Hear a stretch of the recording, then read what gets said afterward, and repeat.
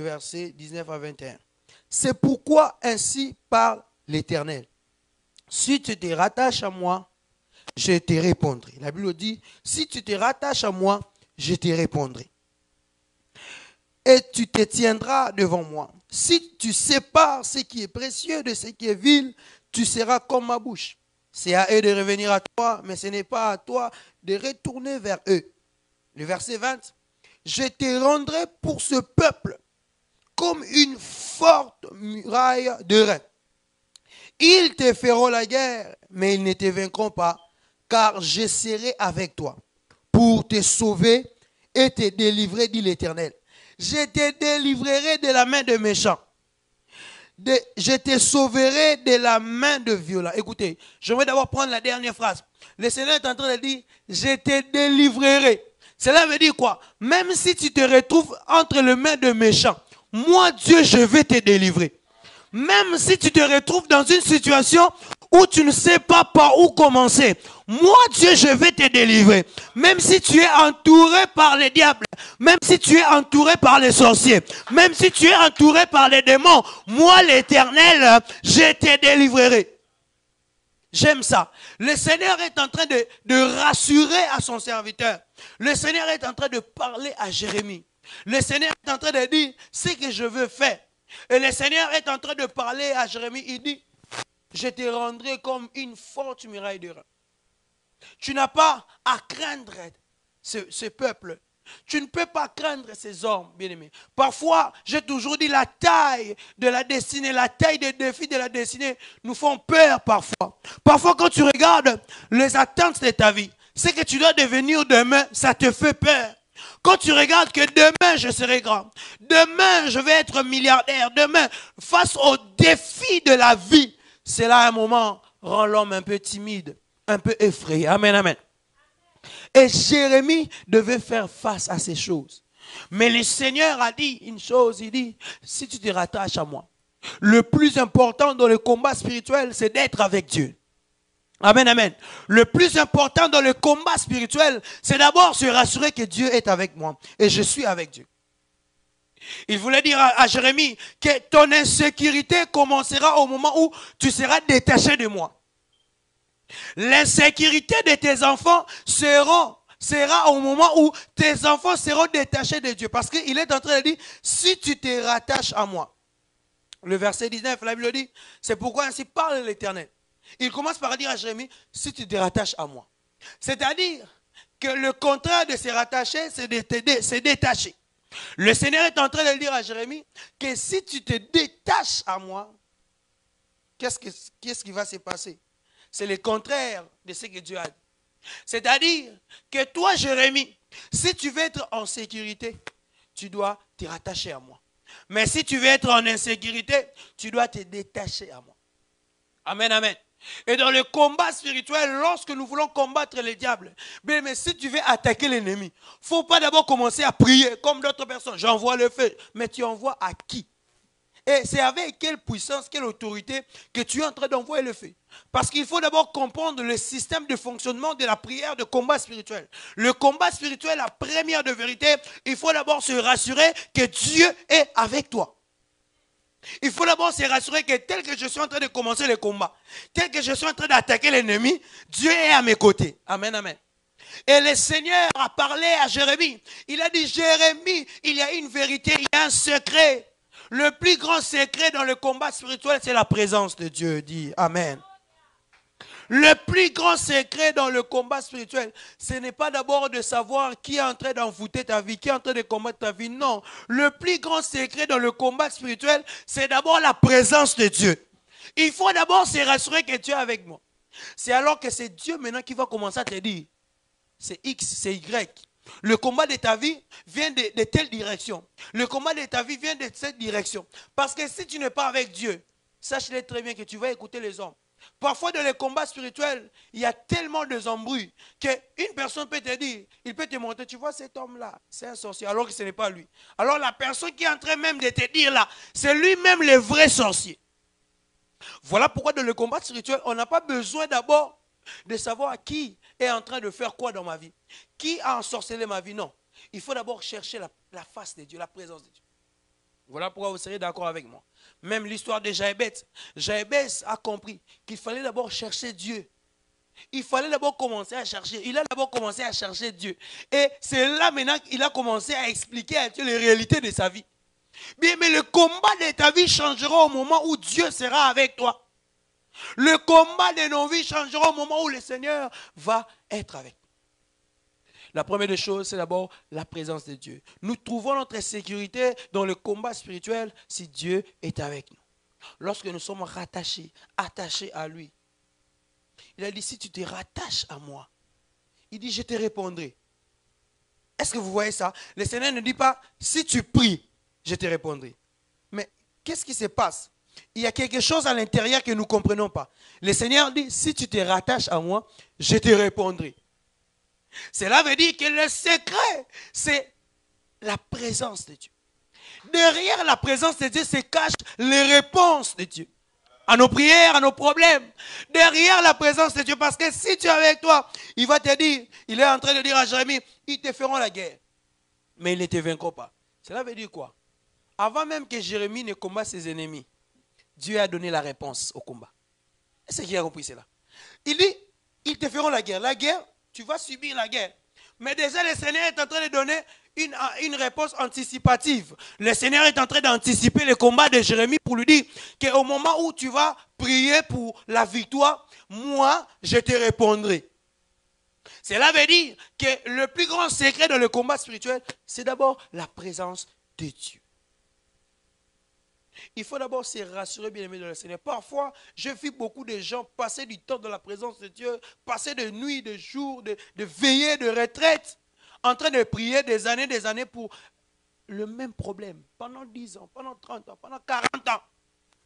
Et puis, c'est les mêmes problèmes. Et d'autres personnes, même aujourd'hui, se sont fatiguées. Ils disent, Dieu n'agit pas. D'autres personnes disent, ah, il n'y a pas un Dieu sur la terre. Il n'y a pas un Dieu qui agit. Il n'y a pas un Dieu vivant. Il n'y a pas un Dieu réel, bien aimé.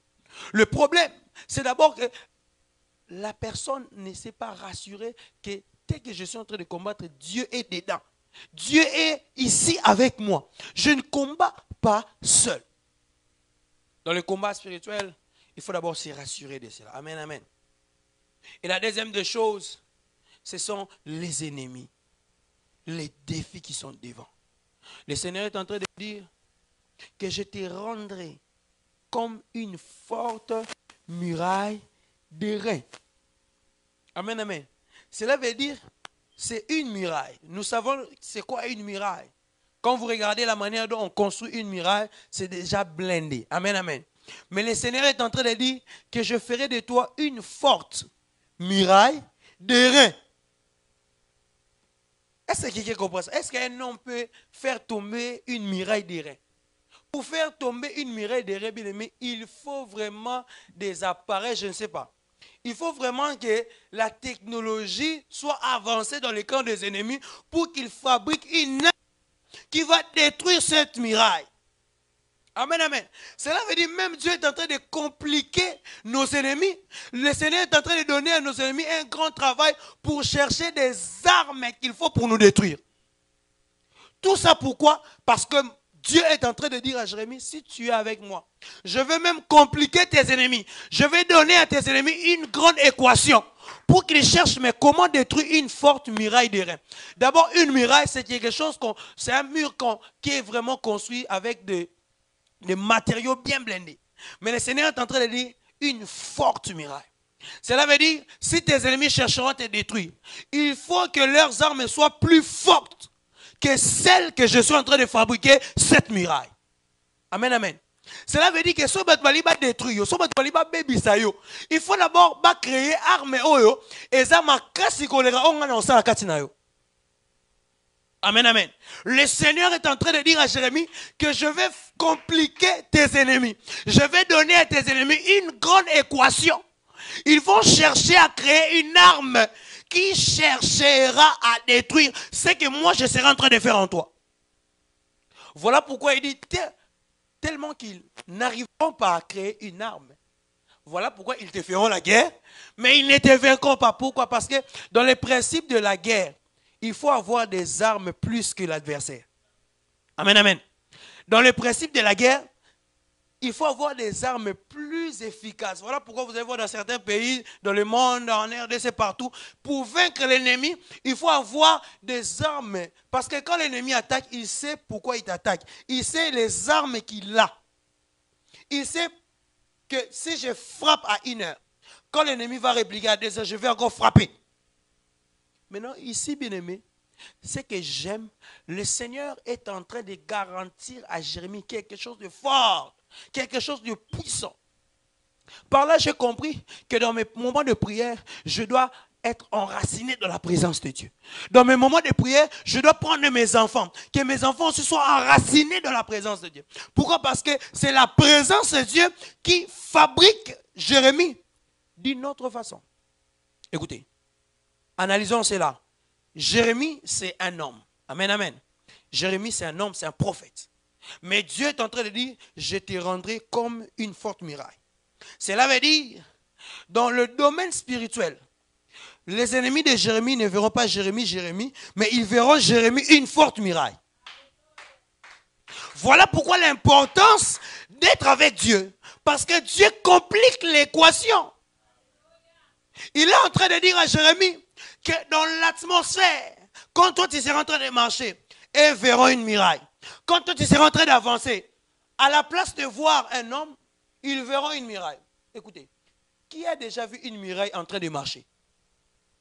Cela veut dire même les ennemis seront effrayés de voir qu'une muraille est en train de s'avancer. Voilà pourquoi il est en train de dire, ils te feront la guerre. Pourquoi ils ne te vaincront pas? Parce que les choses que je suis en train de faire avec toi rendra tes ennemis inefficaces. Le Seigneur est en train d'équiper Jérémie d'une autre dimension. Je prie ce soir que le Seigneur nous équipe d'une autre dimension. Que ta vie accède à une autre dimension devant tes ennemis. Que la vie de tes enfants accède à une autre dimension devant leurs ennemis. Il est en train de dire, je veux faire de toi une forte muraille de reins.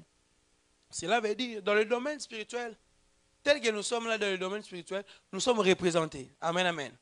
Chacun de nous est représenté. Nous allons lire cela. Genèse chapitre 37, nous allons voir cela. Genèse chapitre 37. Ouvrons nos Bibles. Commençons le premier verset, nous allons descendre. Nous allons vraiment descendre. Je vais prendre même le verset jusqu'au verset 14. Genèse chapitre 37, le verset 1er. Qu'est-ce que la Bible dit?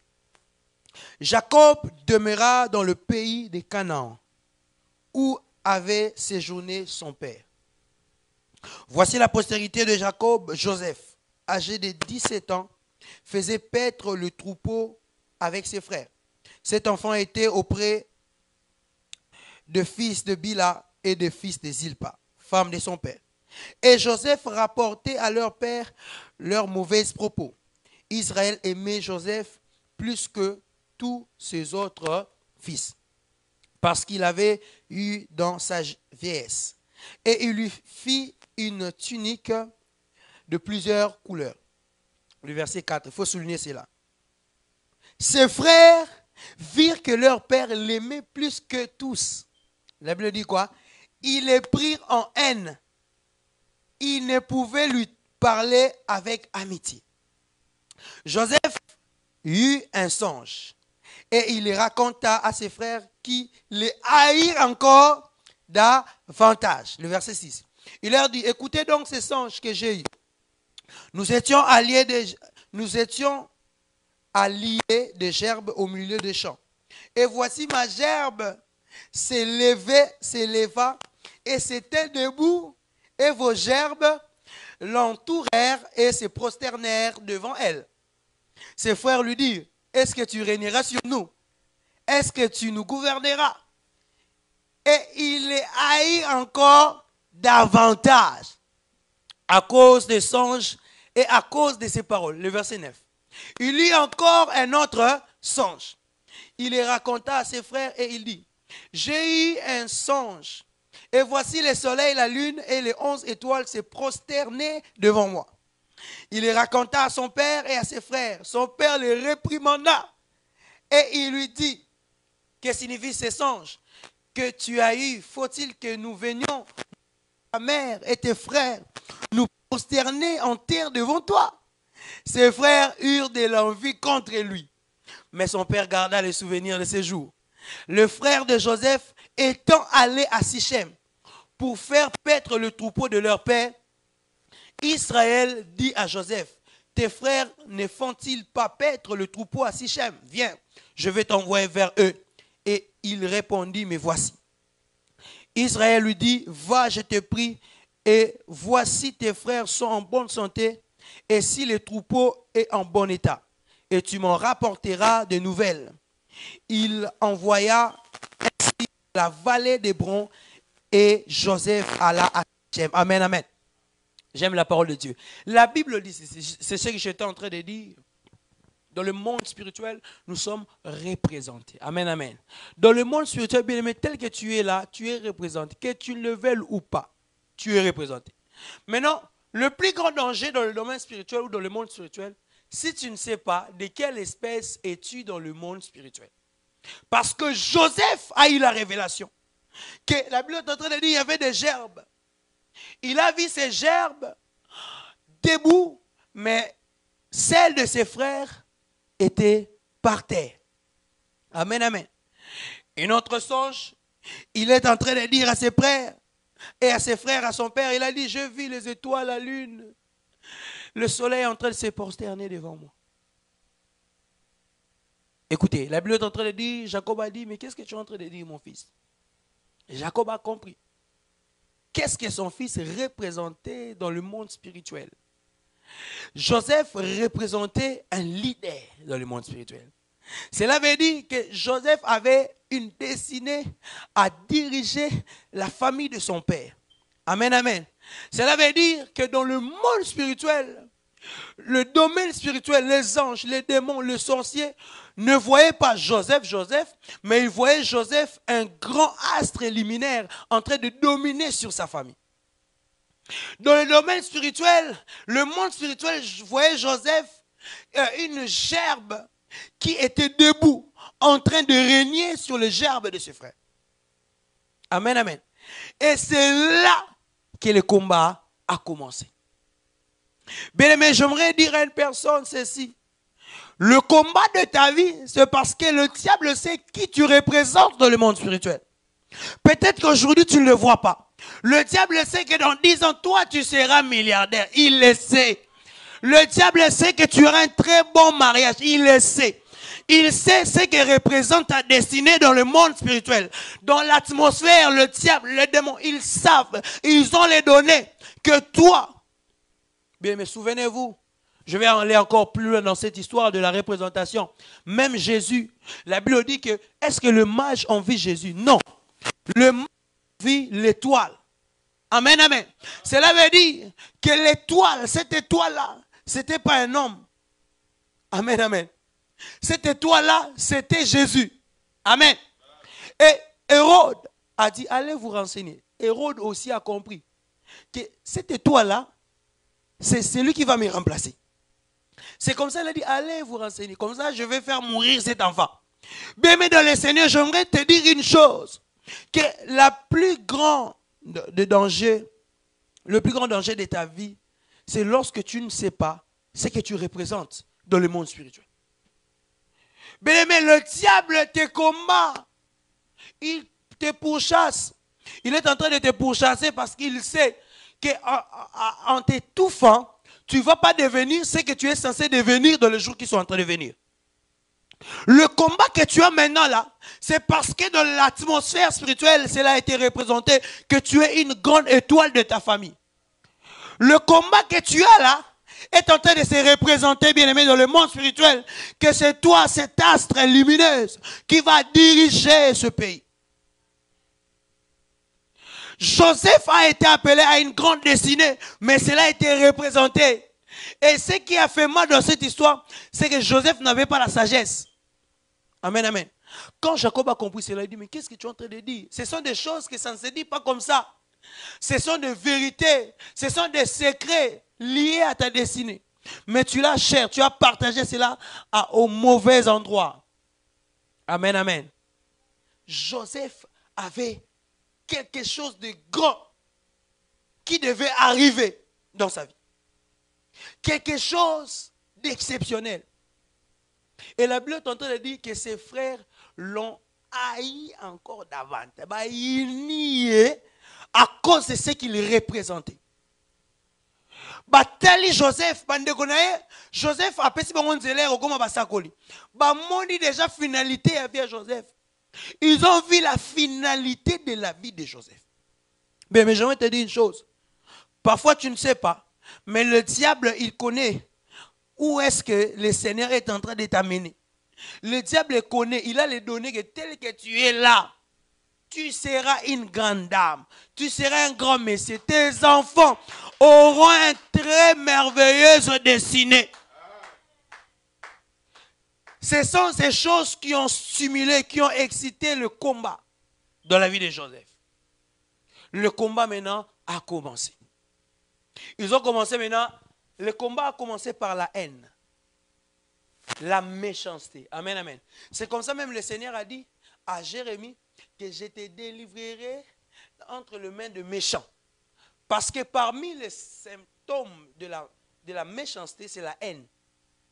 En d'autres termes, que Dieu, pour son fils, pour celui qui est porteur de promesses, le Seigneur a déjà annoncé, promis de délivrer son enfant entre les mains de méchants. Voilà pourquoi vous serez d'accord avec moi. Lorsque les frères de Joseph ont voulu faire tuer Joseph, ils n'ont pas pu tuer Joseph parce qu'il y a une promesse attachée. Il dit, je te délivrerai entre les mains des méchants. Parce que Dieu avait un programme sur la vie de Joseph.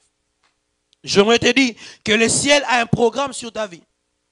Et le diable ne l'étouffera pas. Dieu a un programme sur tes enfants. Le diable ne l'étouffera pas. Dieu a un programme sur ton pays. Le diable ne l'étouffera pas, bien-aimé. Les frères de Joseph ne devaient pas étouffer parce que Dieu avait dit, je te délivrerai entre les mains des méchants. Amen, amen. Ça, c'est une bonne nouvelle. Ça, c'est notre bonne nouvelle de ce soir. Le Seigneur est en train de dire, tel que tu es là, tu es une grande étoile pour ta famille. Les gerbes de ta vie seront debout au milieu de tes frères. Cela veut dire, l'élévation de ta vie sera au milieu de tes frères. Le Seigneur est en train de dire que dans le combat de ton élévation, je te délivrerai. Dans le combat de l'élévation de tes enfants, je leur délivrerai. Dieu va nous délivrer. Bien-aimé, le combat de Joseph. Le combat de Joseph, pourquoi? Parce qu'il représentait quelque chose. Le combat de Jérémie, parce que Jérémie représentait quelque chose. Il représentait une forte muraille de rein. Joseph représentait une grande astre qui allait dominer sur ses frères. Même ses frères ont dit, oh, toi tu vas régner sur nous. Cela veut dire que toi, tu es un type de prince, de roi. Amen, amen. Le combat de la royauté de Joseph a commencé par la méchanceté de ses frères. Mais écoutez, j'ai une bonne nouvelle. La Bible dit, je te délivrerai. Voilà pourquoi la Bible est en train de dire qu'à la fin de l'histoire, Joseph a régné sur ses frères. Ils sont venus lui demander à manger. Joseph a donné à manger. Joseph a donné tout ce qu'il fallait. Joseph même a pistonné ses frères en Égypte. A positionné même. Joseph a fait ça. Je prie dans le nom de Jésus. Au milieu de l'adversité, tu vas régner. Je prie en cette saison. Au milieu de l'adversité, tu vas régner. Joseph a régné. Joseph, bien aimé, il a régné. J'aime ça. Dans le combat de Joseph, la méchanceté, la haine des frères de Joseph n'ont pas empêché. La haine n'a pas empêché ce que Dieu avait prévu de faire. Bien aimé, quand il dit je connais le projet que j'ai formé, la Bible ne dit pas que je connais le projet que j'ai, mais il dit que j'ai formé. Cela veut dire j'ai pris le temps de les écrire, de savoir qu'est-ce que ça va me coûter. Et il dit pour que vous ayez un avenir. Cela veut dire que Dieu tel qu'il est dans son agenda, il a écrit nos noms. Et personne, que ce soit oncle, tante, papa, maman, personne n'a le droit de tout faire cela. Personne, bien aimé, je ne sais pas la rage que tu dois avoir dans ce combat spirituel. Mais ce que je connais dans cette histoire, c'est que lorsque le frère de Joseph ont su que Joseph devrait régner, ils ont commencé à manifester de la haine contre lui. Ils ont même créé un faux deuil. Amen, amen. Bako c'est là Joseph liwa o ezalaka ya yete. Kaka po ba étouffer yango. Bien, ils vont te créer la mort sur ton chemin. Ils vont créer la mort sur le chemin de tes enfants. Mais cela n'étouffera pas ce que tu as réservé de faire. Oh, j'aimerais dire à une personne, même s'ils créent des morts par accident, mais il y a des accidents qui sont créés. Il y a des incidents, vous savez, il y a des erreurs qui sont créées. Tu es à la maison, tu as seulement déconnecté quelque chose, pouf, il y a du feu. Je prie dans le nom de Jésus. Même s'ils créeront des incidents dans ta maison, les diables, les démons, les sorciers, ils n'arriveront pas à étouffer ce que Dieu a réservé de faire avec nous. J'aimerais dire à une personne que les sorciers n'étoufferont pas. Parce qu'il est en train de dire, je ferai de toi une forte muraille de reins. Ils n'arriveront pas à te détruire. En cette saison, bien aimé, j'aimerais que lorsque tu seras en train de prier, que tu pries avec la rage d'un homme qui ne sera jamais détruit cette année. J'aimerais que tu pries comme une femme qui ne sera jamais détruite. Mais j'aimerais que la karaté, mais la rage, qu'ils n'arriveront pas à étouffer ce que Dieu a arrêté. Ils n'arriveront pas. Job a dit, qui a la folie d'obscurcir mes desseins? Qui aura la folie de s'élever pour dire, Mardoché, tu n'arriveras pas à la fin de cette année. Mais qui aura cette folie? Bien, qui aura la folie de mettre une limite devant ta vie? Pour te dire que non, dans ton compte bancaire, tu ne vas pas accéder à 100 000 $. Qui a cette folie? Qui a cette folie de mettre, bien aimé, limite nini mubatu basolinga ba.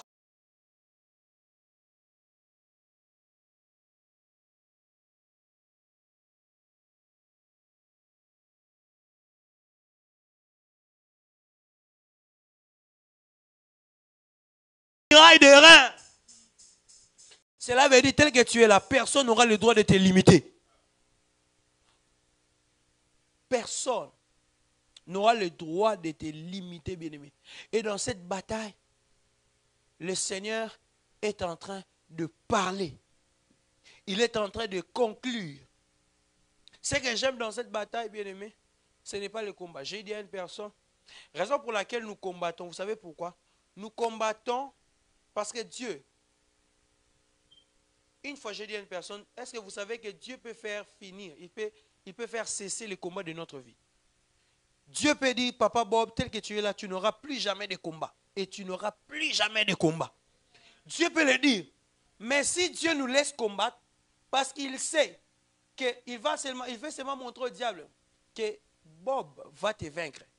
Même si ce n'est pas moi, même si c'est lui, il va te vaincre.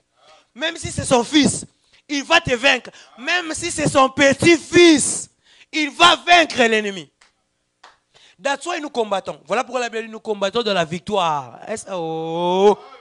Voilà pourquoi la Bible dit que nous combattons de la victoire. Parce que Dieu veut seulement faire voir au diable que moi je ne peux pas combattre. Je ne peux plus combattre. D'ailleurs, je n'ai jamais combattu. Dieu n'a jamais combattu. Amen, amen. Lisons la Bible. Prenons Apocalypse. Apocalypse 12, 7. Lisons la Bible. Vous allez voir quelque chose de bon. Apocalypse 12, 7.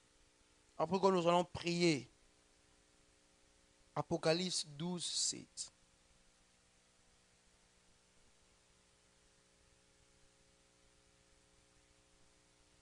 Oh, j'aime ça. Nous allons descendre jusqu'à 8. Apocalypse chapitre 12. Ce passage, quand tu combats, il faut combattre avec de tels passages. Apocalypse 12, 7 à 8. La Bible dit, et il y eut une guerre dans les ciels. Michel et ses anges combattirent contre les dragons. Et les dragons et ses anges combattirent. Mais, qu'est-ce que la Bible dit? Est-ce que nous pouvons lire ça ensemble? Mais, ils ne furent pas les plus... Oh, je n'entends pas l'église. Mais, ils ne furent pas les plus... Et leur place ne fut plus trouvée dans le ciel. Est-ce que quelqu'un comprend le combat que nous avons? La Bible dit, Michel et ses anges, ils combattirent. Les dragons et ses anges aussi combattirent. Cela veut dire Dieu, nous avons fait un likolo. Azu abengi archange Michel abise yaka. Yaka na ange no sata yo pe yaka. Nous avons besoin fandi boy. Esa wale bo bunda. Babandi obunda babundi. Mais la Bible dit que les dragons et ses anges ne furent pas le plus forts. C'est-à-dire Michel n'a pas ange ne ba beta Satan na balongi. Non seulement balongae, la Bible dit et leur place ne fut plus trouvée dans les cieux. C'est-à-dire quoi? Tant balongi Satan puis ba bengani. Eza nzambe te muta bengana na liko. Eza ba ange ne muta ba benga place ne so alibi makende. Dieu est en train de regarder. Le combat est descendu sur la terre. De la même façon, Dieu est en train de regarder. Il est en train de regarder, maman, je suis en train de combattre. Mais sache-le très bien que le diable ne sera pas le plus fort dans ce combat. Les démons, les sorciers ne seront pas le plus forts dans ce combat que nous sommes en train de combattre. Une seule chose. J'avais dit ça. Dieu a dit à Jérémie, si tu te rattaches à moi, une seule clé, une seule vérité. Si tu te rattaches à moi, si tu es avec moi, tu seras, il dit, je te rendrai une forte muraille d'airain. Ici, la Bible dit, le diable ne fut pas trouvé le plus fort. C'est-à-dire, dans le domaine de force, Dieu nous rend plus forts que l'ennemi. Amen, amen. Dans le domaine de force, Dieu nous rend plus forts que les ennemis. Dans le domaine de force, Dieu te rend plus fort que les ennemis de ta destinée. Dans le domaine de force, bien-aimé, le combat, il s'agit de force. Le combat, la guerre, il est question de force. Et dans le domaine de force, le dragon et ses anges ne furent point trouvés forts, bien-aimé. Cela veut dire que tant ba ange batala rabisonde tozo bunda, ba ange mena ba yeba kende tozawana, tolonga. Sikoyo, eloko elekela ba ange ezaka incrédulité au biso mo tozana na kata bitumba. Parce que ba ange bango moko la Bible est en train de dire, ils posent les regards, même ba ange nde tozabwe. Si to fandi ba ange ba otala biso. Ba otala ba kuna ba lobani, eloni ba loba kuna. Même les anges, ils regardent, la Bible dit, ils plongent leur regard. Mam tolo ba o ba ange ba otala. Maintenant, nous sommes comme dans un cinéma. Kuna likolo biso atokaloka na TV. Kuna sko bango ba otala biso. Biso sko tozala ko ba acteur. Bango ba otala na bango ka filmer. Film bango ndezo kende. Papa bo ba keboye musala ba combattre mutu moka yolukile makambo. Papa bo lobi awa place na ezate kende. Mais au moins bitumba wana papa bo ba so bunda. Papa bo lobi nga penza nzambe na nga bato kaka boye ba ces gens ils sont en train de me malmener, ils sont en train de me compliquer, je dois quitter cet endroit. Non non. Les anges, Michel est en train de dire, est-ce que Papa Bob sait la force qu'il a pour vaincre ses ennemis? Est-ce qu'il sait qui est d'abord avec lui? La Bible dit, celui qui est en nous est plus fort. Toujours la force. Cela veut dire que dans le combat que nous avons, il s'agit de force. Et Dieu sait, les anges même le savent, que nous sommes plus forts que celui qui est en train de nous combattre. Nous sommes plus forts que la maladie. Nous sommes plus forts que n'importe quelle situation. Nous sommes plus forts. Nous sommes plus forts, bien-aimés. Voilà pourquoi quand il s'agit de frapper les ennemis, il faut frapper fort parce que tu es plus fort. Moi, quand je dors la nuit, quand je vois des esprits entrer là où je dors, quand vous cherchez à m'attaquer, je me réveille, je vous regarde, je vous dis laissez-moi tranquille, moi je dois dormir. Je rentre, je dors calmement. Quand je sens qu'il y a attaque, quand je me réveille, je ne panique pas. Moi, il y a des choses que j'ai pris, il y a des choses que je ne pris pas. Il y a des choses quand je regarde, je me réveille, mais comment ils sont en train de me déranger? Moi je suis en train de me reposer. Maintenant là, moi je dois me reposer. Donc je dois me reposer. Je retourne calmement pour me reposer. Parce que quand je me réveille, c'est une autre force qui se réveille. Et quand vous blaguez avec moi, bien aimé, nous n'avons pas à lutter contre la chair et le sang. Beaucoup de gens, on a sang, ouais. Est-ce que tu as déjà combattu des esprits? Oh, tu combats, tu es en train de combattre avec des esprits. Oh, aussi des esprits aussi. Mais vous êtes en train de combattre. Au sentir penser que nos lourdeurs dans nos kufa. Bien aimé, nous sommes plus forts que les ennemis. Bien aimé, même si dans le songe, nous sommes plus forts. Voilà pourquoi même Joseph a vu dans le songe qu'il était plus fort que ses frères. Bien aimé, même dans le songe, le ciel nous a donné la supériorité sur les ennemis. Voilà pourquoi, bien aimé, quand tu veux dormir, demande à Dieu, dis à Dieu, même dans mes rêves, même dans mes songes, que je sois plus fort que mes ennemis. Bien aimé, savez-vous qu'il y a des gens qui sont morts sous le sommeil? Ils sont morts. Il a vu quelqu'un lui donner un coup. Et aussitôt il criait, et aussitôt il partait. Amen, amen. Et Dieu, dans cette bataille, le ciel a dit que je te rendrai une forte muraille de reins. Dieu parle de force, bien aimé dans le Seigneur. Dans le ciel, la Bible dit, il y guerre. Guerre, guerre. Il y guerre. Il combattit, c'est-à-dire que les Aïe que non, pour les Aïe pena, les Aïe Ukraine. Bitumbe zobunde, à force ma résistance. Jusqu'à la fin. Dernière énergie à Michel, n'a ba ange nae, ba longi dragon. Cela veut dire quoi? Le diable a une portion de la puissance. Oh, nous avons boté un côté. Maintenant, avec nous, ce qui est bien dans le combat, c'est qu'à chaque fois que nous combattons, le Seigneur nous redonne la force. Diable, makasi ozo bundela wana. Eza makasi ya kala, eza version ya kala ozo saela. Biso sikoyo, quand nemu kezo na ba version sika iPhone 15. Ça dit dans le combat, nzamba pesa biso ba version misusu ya bibundeli. Cela veut dire à chaque fois que nous combattons, Satan a combattre la version il y a 8. Mais biso doit combattre la version il y a 15 Pro Max. Cela veut dire que même la qualité et la fonctionnalité, il y a armée on a biso. Et ça plus sophistiqué que les gars Satan. Voilà pourquoi dans le combat spirituel, ce sont ces choses que nous devons savoir. La Bible dit, celui qui est en nous, si Jean a dit ça, celui qui est en nous est plus fort que celui qui est dans le monde, c'est parce qu'il a compris. Mais le problème du combat spirituel, c'est la connaissance, c'est la compréhension. Qui est-ce que tu es? Qu'est-ce que tu représentes? Jérémie représentait une forte muraille des reins. Jérémie pouvait rappeler à ses ennemis. Non. Jérémie disait, hey, moi je suis une forte muraille des reins. Joseph pouvait se dire, moi tel que je suis là, je domine sur mes frères, c'est moi. Amen, amen. C'est ça, bien-aimé dans le Seigneur. Voilà pourquoi, bien-aimé, nous sommes là pour être équipés de cette parole.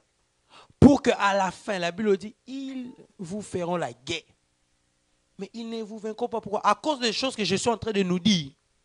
Mais notre force est en Jésus. Notre force se trouve en Dieu. Maintenant,